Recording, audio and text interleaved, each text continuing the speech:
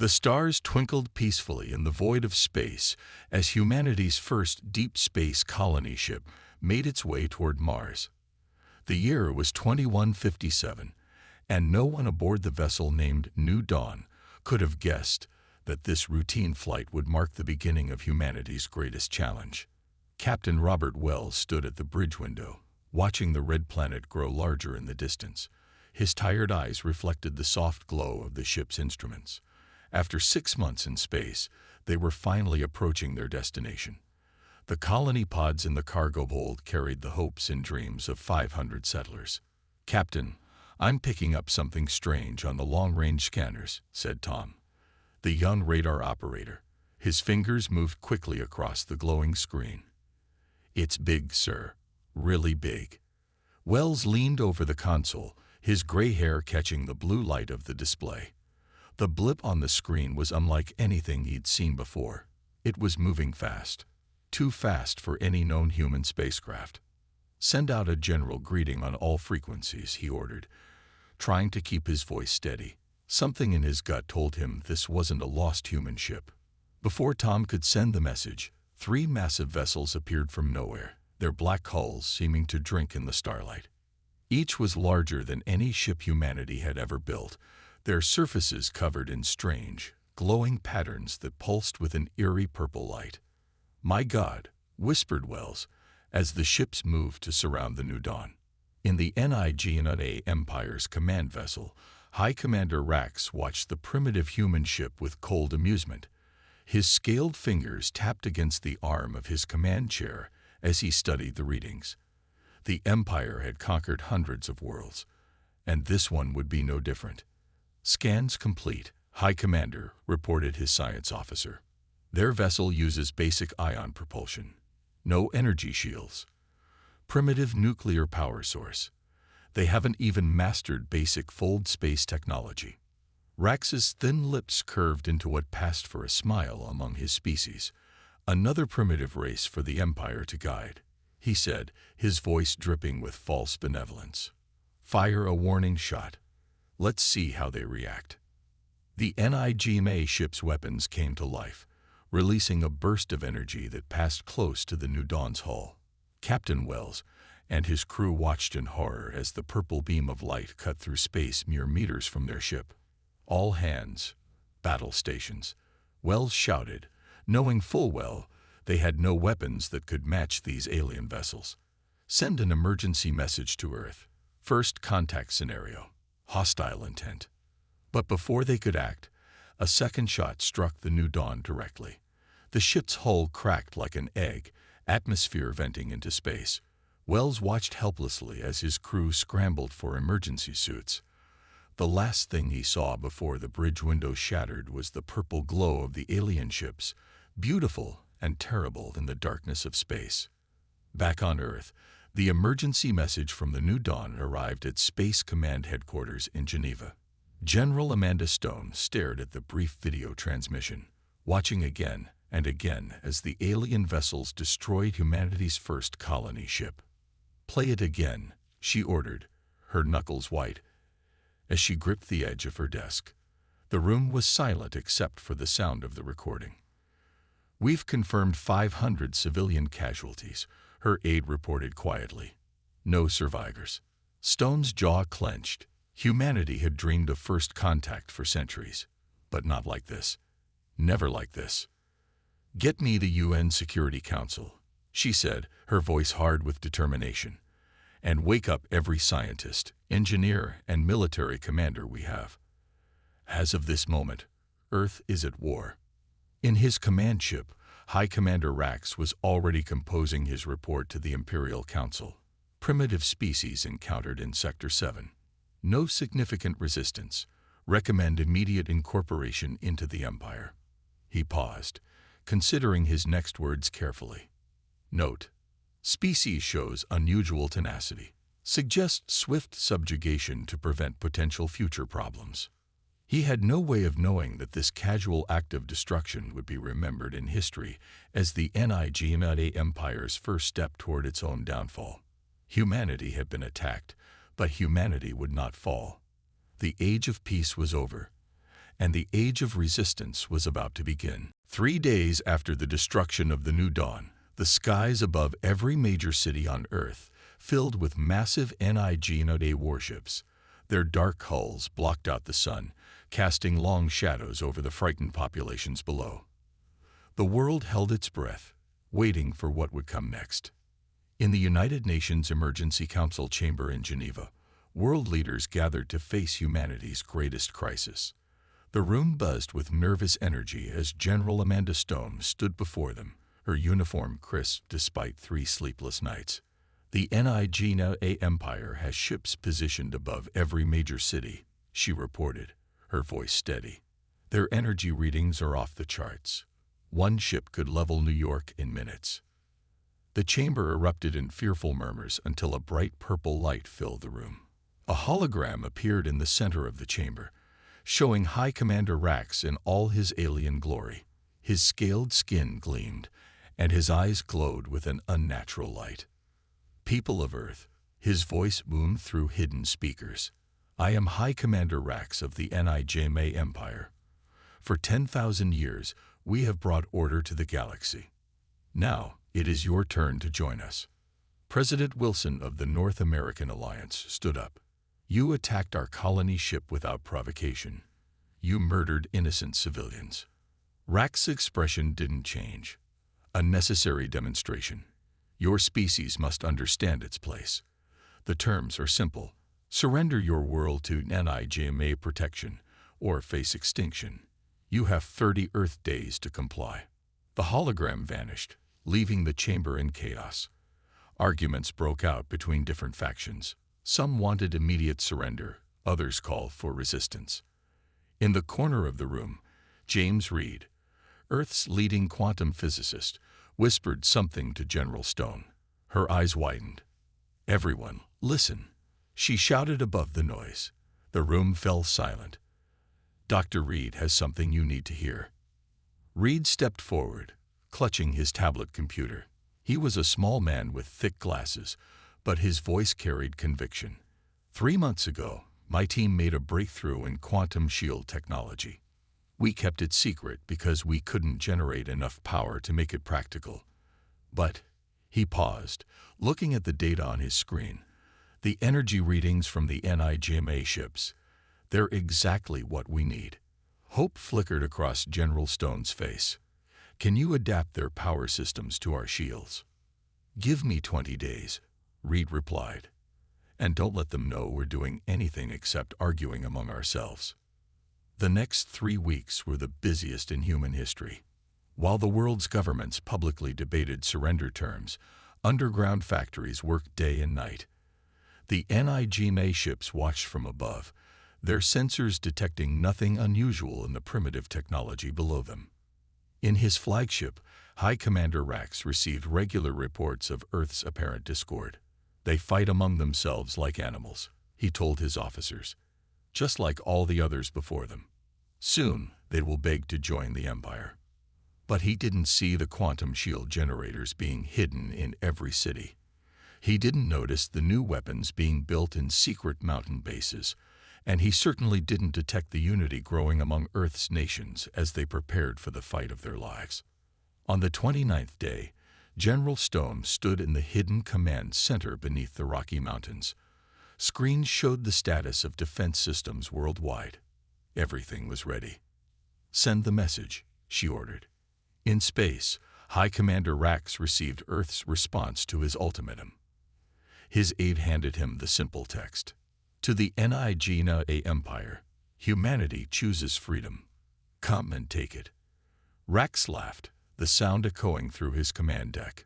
Prepare the attack fleet, he ordered. Let's show these primitives what happens to those who defy the Empire. As the NIGMA ships began powering up their weapons, humanity waited. For the first time in history, all of Earth's nations stood as one. The next 24 hours would determine if humanity would survive, or if Earth would become just another conquered world in the vast NIGMA Empire. The NIGMA fleet's attack began at dawn. Purple energy beams rained down from their ships, meant to destroy Earth's major cities in a single strike. High Commander Rax watched from his command ship, expecting to see explosions and destruction below. Instead, his eyes widened in shock. Shimmering blue shields appeared above every city, catching the NIGMA weapons and absorbing their energy. The impossible had happened. The primitives had working energy shields. How? Rax demanded, slamming his scaled fist on his command chair. Their technology was primitive. In the underground command center, Dr. Reed's fingers flew across his control panel. "The shields are holding," he shouted. "Power levels are perfect. Their weapons are actually charging our defense grid." General Stone allowed herself a small smile. "Begin Phase 2, she ordered. Around the world, hidden bunkers opened in mountains and deserts. Earth's first space fighter fleet rose into the sky. The ships were smaller than NIGMA vessels, but faster and more agile. Each one carried weapons powered by the same energy the NIGMA ships had been uselessly firing at Earth's shields. "Impossible," Rax whispered as he watched hundreds of Earth ships rise to meet his fleet. "Send in the secondary attack wave. Crush them." The space battle that followed would be remembered for centuries. NIGMA ships, large and powerful but slow, found themselves swarmed by Earth fighters that darted between their energy beams. The human pilots had trained in simulators for weeks, learning to exploit every weakness in the NIGMA ship's design. Captain Bill West led the first attack run against a NIGMA cruiser. "Remember the New Dawn," he called to his squadron. Their ships dove through the enemy's defensive fire, launching missiles powered by converted NIGMA energy. The cruiser's shields flickered and died. "Their shield frequency adapts too slowly," West reported back to command. "Hit them fast and hard. They can't adjust in time." The NIGMA Empire had not lost a space battle in 200 years. Their tactics were perfect, refined over centuries of conquest. But they had never faced an enemy who could turn their own energy weapons against them. They had never fought humans. In his flagship, High Commander Rax watched in horror as a third of his fleet was destroyed in the first hour. "Fall back," he ordered. "Regroup at the moon base." But Earth's commanders had planned for this too. As the NIGMA ships retreated, they found more human fighters waiting behind Earth's moon, hidden from their sensors by the lunar surface. The trap was sprung. "All units, attack." General Stone's voice rang through the comm system. "Don't let them escape." The battle raged for 6 more hours. NIGMA ships, caught between two forces, fought desperately. But their rigid battle formations, so effective against other alien races, fell apart against humanity's aggressive, adaptable tactics. Near the end, a young human pilot managed to crash his damaged fighter into the main sensor array of Rax's flagship. As the ship's systems flickered, Rax made a decision he never thought he'd make. "All remaining ships," he called, his voice shaking with rage. "Emergency fold space jump. Retreat to Sector Base 7. The surviving NIGMA ships vanished into fold space, leaving behind the wrecks of nearly half their attack fleet. Earth had won its first victory. In the command center, cheers erupted as the last NIGMA ship disappeared. But General Stone remained serious. "This was just the first battle," she reminded her staff. "They'll be back, and next time they'll be ready for our shields." Dr. Reed nodded, already working on his tablet. "Then we'll have something new waiting for them. They thought we were primitive. Now they know better." As cleanup crews began collecting NIGMA wreckage for study, humanity celebrated its victory. But everyone knew this was just the beginning. The NIGMA Empire had never failed to conquer a world they set their sights on. Earth would have to fight harder than any civilization before to maintain its freedom. In the depths of space, High Commander Rax prepared to face the Imperial Council and explain his failure. For the first time in his long life, he felt fear, not of the Council's punishment, but of the realization that the Empire had finally met an enemy they might not be able to defeat. 2 months after Earth's first victory, humanity was ready to take the fight to the NIGMA Empire. Scientists had studied the captured alien ships, learning their secrets. Now, in a hidden asteroid base near Mars, Earth's new fleet prepared for its first deep space mission. Operation Thunderstrike was about to begin. Commander John Miller stood on the bridge of Earth's first star carrier, the Revenge. The ship combined human ingenuity with reverse-engineered NIGMA technology. It was smaller than NIGMA vessels, but packed with innovations they'd never expect. "All ships report ready," his communications officer announced. "Strike teams standing by." Miller nodded, looking at the holographic display showing his fleet of 50 ships. They weren't many compared to the NIGMA Empire's thousands, but they had surprise on their side. "Begin fold space jump sequence," he ordered. The fleet vanished into fold space, reappearing near a major NIGMA supply line. 3 massive cargo ships floated nearby, guarded by a single warship. The NIGMA Empire had grown overconfident after centuries of victory.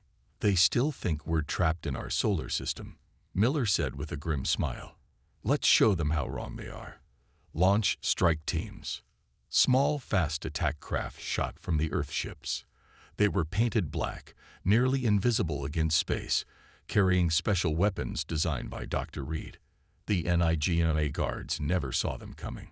The battle was over in minutes. The Earth fleet captured all 3 cargo ships intact, their crews surrendering after seeing their escorts destroyed. Inside, they found enough advanced technology to build 10 more fleets. "Send word to Earth," Miller ordered. "Phase 1 successful. Beginning Phase 2. Over the next month, Earth ships struck NIGMA targets across 20 star systems. They never attacked the same way twice. Sometimes, they used electromagnetic pulses that shut down NIGMA ships. Other times, they deployed special viruses into NIGMA computers. Each attack taught them more about their enemy's weaknesses. In his new flagship, High Commander Rax received report after report of lost ships and bases. "How are they spreading so fast?" he demanded. "Their technology was primitive weeks ago." His science officer looked nervous. "They learn faster than any species we've encountered," she admitted. "They take our technology and improve it in ways we never considered. Look at this." She showed him images of Earth ships using modified NIGMA weapons, where NIGMA guns fired straight beams. Human versions could curve around shields. Where NIGMA ships needed minutes to charge a fold space jump, Earth ships could do it in seconds. "Impossible," Rax whispered. But he was beginning to understand that humans specialized in making the impossible happen. Back on Earth, Dr. Reed worked with captured NIGMA engineers who had chosen to help humanity. One of them, a young technician named Krell, had been amazed by human creativity. "Your people think differently," Krell told Reed as they studied a new weapon design. "The Empire builds bigger, more powerful machines. But you make them better." Reed smiled. "That's because we had to. When you're smaller and weaker, you learn to be smarter." The war was changing. Across the galaxy, news spread of how a primitive race was fighting the mighty NIGMA Empire to a standstill. Other conquered species began watching closely, hoping. In the underground command center, General Stone reviewed the latest success reports. Earth ships had now struck over 50 NIGMA targets without losing a single vessel. But she knew the real fight was still coming. "They'll adapt eventually," she told her staff. "We need to be ready when they do. Keep pushing our advantages: speed, surprise, and innovation. We'll never match their numbers, but we can outsmart them." As if to prove her point, a new message arrived from Commander Miller's fleet. They had just captured a NIGMA research station containing plans for something called a planet killer. The Empire was done playing games. The next phase of the war would determine not just Earth's fate, but the future of every species under NIGMA rule. Humanity had proven they could fight back. Now they had to prove they could win. The Imperial Palace on NIGMA Prime glowed with purple light as the Council gathered for an emergency meeting. 6 months of failures had shaken the Empire to its core. High Commander Rax stood before the council, his once proud posture now bent with worry. The humans continue to raid our territories, he reported. 15 more systems have reported rebel activity. Our subject races are restless. The head counselor, an ancient NIGMA named Dex, leaned forward on his floating throne. You promised an easy victory, Rax. Instead, you've given us the greatest crisis in Imperial history. On the screens behind them, reports showed the spreading chaos. The Blue Star people, ruled by NIGMA for 3 centuries, had destroyed their Imperial governor's palace. The crystal miners of Proxima had stopped all shipments to NIGMA worlds. And everywhere, people were whispering about Earth's successful resistance. I am appointing Executor Thane to take command, Dex announced. Rax, you are relieved of duty. As guards led Rax away, a new figure stepped from the shadows. Executor Thane was younger than Rax, his scales darker and his eyes burning with ambition. I will crush these humans, he promised, and any who dare follow their example. But the Empire's troubles were just beginning. On the mining world of Kepler-7, the reptilian workers had just received a secret transmission from Earth. Commander Miller's face appeared on hidden screens throughout the mines. People of Kepler-7, he said, Earth stands with you. The NIGMA Empire calls itself invincible, but we've proven they can be beaten. Rise up. Fight back. You are not alone. Similar messages reached every conquered world in the Empire. Along with the words came weapons.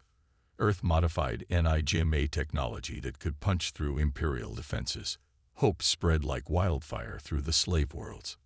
On Earth, General Stone met with representatives from 20 alien species in the underground command center.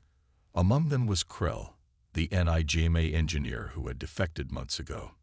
The Empire's strength was always fear, Krell explained, pointing to a map of NIGMA territory. But now, people are more afraid of staying slaves than fighting for freedom. A tall, blue-skinned ambassador stood up. My people will join your coalition, she announced. The Blue Star systems declare independence from NIGMA rule. One by one, other representatives made similar declarations. Earth wasn't just fighting for itself anymore. It was leading a galaxy-wide revolution. In space, the war spread to hundreds of systems. NIGMA ships found themselves attacked from all sides. Their rigid tactics, unchanged for centuries, failed against opponents who fought with Earth-inspired guerrilla tactics. Executor Thane responded with brutal force, ordering the destruction of any world that showed signs of rebellion. But his cruelty only pushed more systems to join the resistance.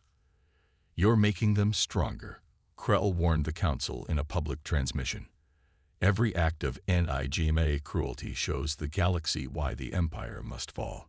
The Empire's military began to crack under the strain. Young NIGMA officers, raised on stories of easy victories, found themselves losing battle after battle. Some began to question the Empire's methods. Others secretly passed information to the rebels. In her command center, General Stone watched the reports flood in. A third of the Empire's territory was now in open rebellion. Earth ships moved freely through NIGMA space, protecting rebel worlds and striking Imperial targets. We're approaching the tipping point, she told her staff. The Empire's size has become its weakness. They can't control their territory anymore. But Executor Thane wasn't finished. In a secret facility deep in NIGMA space, he watched engineers complete work on the planet killer weapon. His eyes glowed with fanatical light. If we can't rule the galaxy, he whispered, perhaps no one should. He turned to his commanders. Prepare the weapon. Earth will be our first target. The Empire was wounded but not defeated. The coming battles would determine not just who won the war, but whether the galaxy itself would survive. News of Executor Thane's planet killer weapon spread through the rebellion like wildfire. Instead of causing fear, it sparked fury. On 1,000 worlds, people took to the streets. The NIGMA Empire had finally gone too far. The Blue Star Fleet, once forced to serve NIGMA, now turned its weapons on Imperial bases. The crystal miners of Proxima used their drilling machines to destroy NIGMA's defense platforms. Even on NIGMA Prime itself, young citizens began protesting against their government's cruelty. Commander Miller led Earth's main fleet toward the secret weapon facility. His ships were joined by vessels from 30 different species, all fighting together. The sight would have been impossible just months ago. "Remember," he told the combined fleet, "we're not just fighting for Earth anymore. We're fighting for everyone who ever suffered under NIGMA rule." In the facility, Executor Thane watched the approaching rebel fleet on his screens. His officers were nervous. They had never seen so many ships working together. "Let them come," Thane snarled. "The planet killer is almost ready. We'll show them all the true power of the Empire." But he had a bigger problem. In the depths of his own facility, NIGMA technicians were sabotaging the weapon. Led by Krell's example, many young NIGMA had chosen to fight against their own empire. On Earth, General Stone coordinated the galaxy-wide uprising from her command center. Holographic maps showed hundreds of battles raging across NIGMA space. The Empire's forces were stretched thin, trying to fight enemies on all sides. "The Imperial Council is evacuating NIGMA Prime," reported a rebel spy. "They know they're losing control." Dr. Reed worked with alien scientists to find the planet killer's weakness. They studied plans stolen by NIGMA rebels, looking for any flaw they could exploit. "The power core," Reed said suddenly, pointing to a detail in the plans. "It's based on old NIGMA technology. They don't know we've learned to shut these down." The battle for the weapon facility began at midnight Earth time. Rebel ships struck from all directions, using tactics no single species had known before. Earth's speed, Blue Star accuracy, and Proxima crystal tech combined in ways the Empire had never imagined. Inside the facility, alarms blared as rebel troops transported aboard. Among them was Krell, leading a team of NIGMA rebels to disable the weapon's core. "For too long, our people brought pain to the galaxy," he told his fellow NIGMA. "Today we help free it." Executor Thane ran through the facility's corridors, rage burning in his eyes. His perfect weapon was falling apart. His guards were deserting. Everything the Empire had built over thousands of years was crumbling. "If I can just reach the firing control," he muttered. "One shot at Earth. One shot to end this rebellion." But when he reached the control room, he found Commander Miller waiting. Earth's fleet commander stood calmly, holding one of the modified weapons that had helped break the Empire. "It's over, Thane," Miller said simply. "Your own people have chosen freedom over tyranny." Thane looked around wildly, seeing NIGMA rebels among Miller's troops. "Traitors," he screamed. "The Empire gave you everything." "The Empire took everything from everyone," Krell said, stepping forward. "Now we're taking it back." As Thane was led away in chains, cheers erupted throughout the facility. Similar scenes played out across the galaxy as Imperial forces surrendered one by one. The NIGMA Empire, which had ruled for 10,000 years, was finally falling. In the command center, General Stone allowed herself to smile. "Send word to all rebel forces," she ordered. "The planet killer is secured. The Empire has lost its last weapon." But she knew the real work was just beginning. Freeing the galaxy was one thing. Building a new free society to replace the Empire would be an even bigger challenge. But for the first time in 10,000 years, people across the galaxy could face that challenge together. 1 year after Executor Thane's capture, representatives from 1,000 worlds gathered on Earth for a historic moment. The Great Hall of the new Galactic Assembly in Geneva gleamed under the morning sun. Ships from hundreds of species filled the sky above, their crews watching on screens as the old order officially ended and a new one began. General Stone, now Admiral Stone, stood at the podium before the assembled delegates. Behind her sat the former High Commander Rax and Executor Thane, waiting to face justice for their crimes against the galaxy. A year ago, The NIGMA Empire seemed invincible. Stone began. They had ruled for 10,000 years through fear and force. But they forgot something important: the strength of unity, hope, and freedom. In the audience, Commander Miller sat next to Krell, who now led the reformed NIGMA coalition. The former enemies had become close friends during the revolution. Around them sat Blue Star leaders, Proxima miners, and representatives from every species that had fought for freedom. The empire is gone, Stone continued. But we're not here to build a new empire. We're here to create something better: the Galactic Confederation of Free Worlds. On screens across the galaxy, billions watched as leaders signed the Freedom Charter. Each world would govern itself while joining a confederation for trade, defense, and cooperation. No species would rule over another again. Rax watched with hollow eyes as his former subjects celebrated their freedom. "I still don't understand," he said quietly. "How did primitives defeat 10,000 years of power?" "Because we weren't primitive," Miller answered him. "We were different. Every species is different. That's not a weakness. It's the greatest strength in the universe." The trial that followed was broadcast to every world that had suffered under NIGMA rule. Rax, Thane, and other Imperial leaders faced justice not for losing the war, but for the crimes they had committed while winning so many others. Their own people testified against them. "Let this be remembered," the head judge declared, "as the day the galaxy chose justice over vengeance. The guilty will be punished, but we will not become what we fought against." Dr. Reed had a surprise for the assembly. Working with scientists from 50 species, he had modified the quantum shield technology that had saved Earth. Now it could protect any world from invasion. "The shields are a gift to every member of the Confederation," he announced, "so no one will ever fear conquest again." In the ruins of the Imperial Palace on NIGMA Prime, young NIGMA children now played in gardens where statues of emperors once stood. Their parents had chosen a different path, joining the Confederation as equals instead of rulers.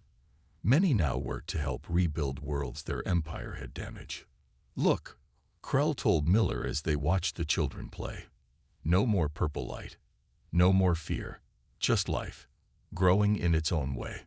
The former NIGMA Empire's territories were divided into free, self-governing regions. Trade routes once used to transport slaves now carried goods and ideas between willing partners. Schools taught cooperation instead of conquest. In Earth's command center, now the headquarters of the Confederation Defense Force, Admiral Stone looked at the galaxy map. Instead of battle plans, it showed trade routes, cultural exchanges, and scientific missions. "The war showed us humanity's strength," she told her staff. "Peace is showing us humanity's wisdom. We didn't just win freedom. We're teaching the galaxy how to keep it." A small ship lifted off from Earth, carrying copies of the Freedom Charter to distant worlds. Its crew included humans, NIGMA reformers, Blue Star pilots, and dozen other species. As they accelerated toward the stars, they passed the place where the New Dawn had been destroyed 2 years ago. A memorial satellite floated there now, broadcasting a simple message to passing ships. Here began the fall of an empire and the rise of freedom. Remember the cost. Protect the peace. The galaxy had changed forever. The NIGMA Empire was gone, and in its place stood something new. A civilization built not on force and fear, but on cooperation and hope. Humanity had not only survived its greatest challenge, it had helped create a better future for all.